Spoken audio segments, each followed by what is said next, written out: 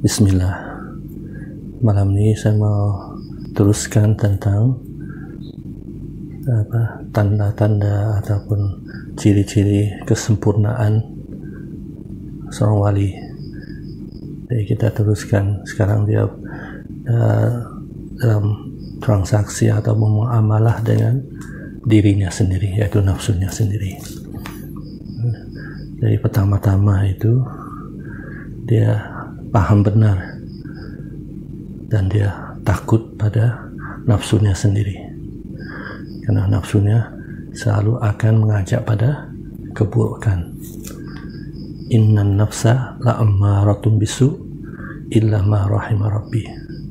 Jadi dia sangat waspada, sangat hati-hati terhadap nafsunya sendiri.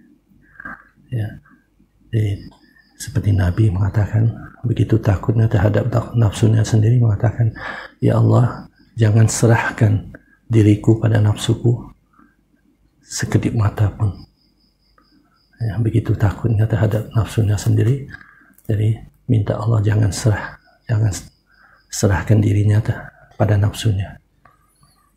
Jadi dan takut ini yang membuat setiap wali itu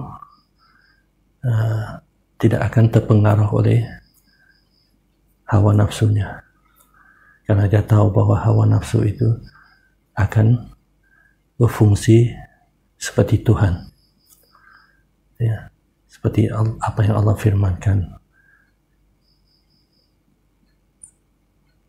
Tidakkah kalian melihat bahwa manusia itu sudah mengambil hawa nafsunya sebagai Tuhannya, ya, ilahahu hawahu, ya. Jadi dia tahu benar dan paham benar, ya.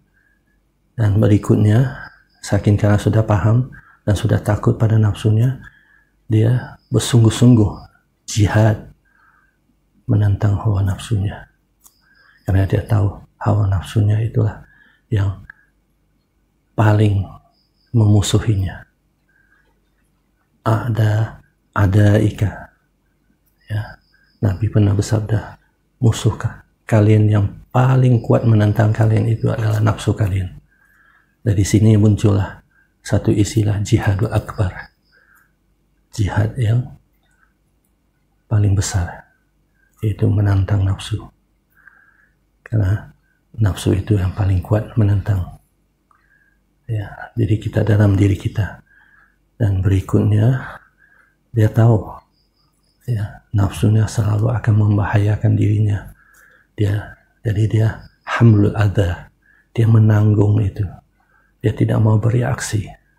Ya, dia tahu setiap kali munculnya nafsu dan pasti akan merusak sesuatu, pasti akan membahayakan, dan pasti akan membuat dia menderita.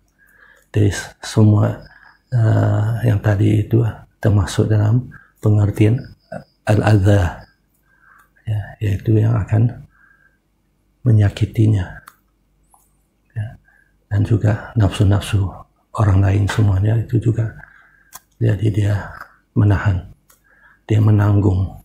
Hamdul itu mesti menanggung semua itu, dan dia tidak akan membiarkan itu merusak dirinya. Kemudian dia melakukan riyadah berdasarkan ilmu dan berdasarkan bimbingan seseorang yang sudah tahu cara menangani nafsunya. Ya, dia menjalani riyadah, yaitu latihan menahan nafsu. Nah, itu nanti kita bahas lebih mendalam tentang itu. Kemudian dia mencari atau menuntut kebenaran, as-sidq, ya, dan ikhlas, karena dengan cara jujur terhadap dirinya, dengan cara mengikhlaskan setiap tindakannya dan setiap amalnya, setiap ibadahnya itu akan terhindar dari keterlibatan hawa nafsu. Dan ikhlas itu khalas, yaitu tidak ada nafsu terlibat. Ya, yang seperti Nabi pernah bersabda, tangan kanan melakukan sesuatu kebaikan, tangan kiri pun tidak tahu. Berarti tidak membiarkan nafsunya terlibat. Kalau tangan kiri tahu, berarti nafsunya sudah terlibat. Ya. Kemudian dia mengeluarkan segala apa yang dia cintai selain Allah dari hatinya. Itu maksudnya di sinilah ya, nafsunya, supaya nafsu tidak terlibat. Ya. Tidak ada keterlibatan dalam mencintai yang lain lebih dari Allah. Tidak ada kecintaan pada yang lain kecuali Nabi Muhammad SAW.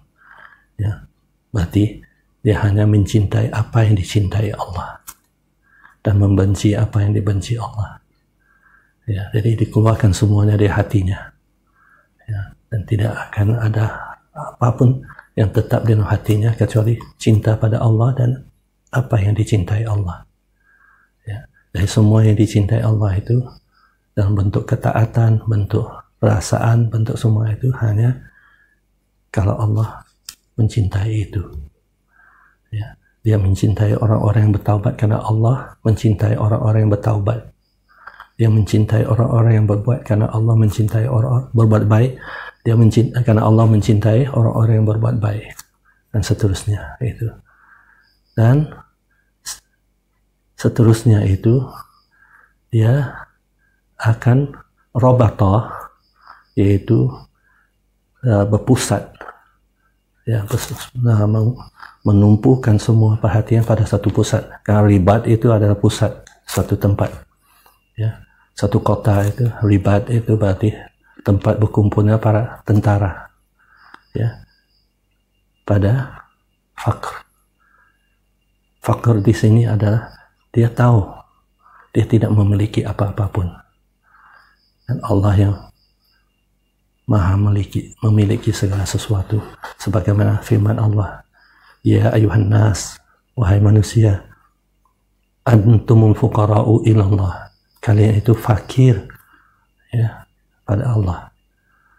Allahu ghaniyyun hamid, dan Allah itu maha kaya, maha terpuji. Jadi inilah pengertian fakir yang sebenarnya. Itu sebenarnya para sufi dinamakan fuqara. Mereka inilah fakir yang benar-benar memahami mereka tidak memiliki apapun, hanya Allah saja, dan Allah memiliki segala sesuatu termasuk nafsunya. Ya. Jadi ketika dia memahami ini, dia akan bertransaksi dengan nafsu dengan sangat benar. Karena dia takut terhadap intrik-intrik nafsu, dan dia berhati-hati, ya, dalam berurusan dengan nafsu, dan dia bersungguh-sungguh untuk melawan ajakan nafsu, dan dia akan bertahan dan menanggung ajakan nafsu yang tidak baik, dan hasil dari perilaku nafsu yang tidak baik, dia akan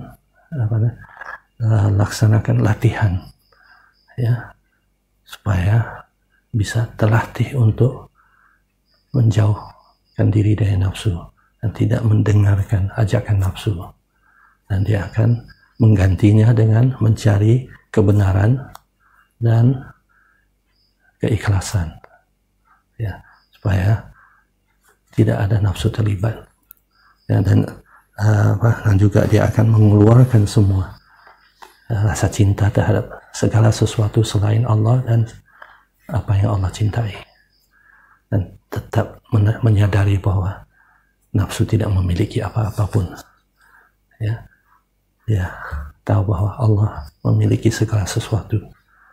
Allah itu pemiliknya. Jadi kalau dia tidak bisa berurusan dengan nafsu, dia langsung meminta pemilik nafsunya untuk mengurus nafsunya. Bismillah.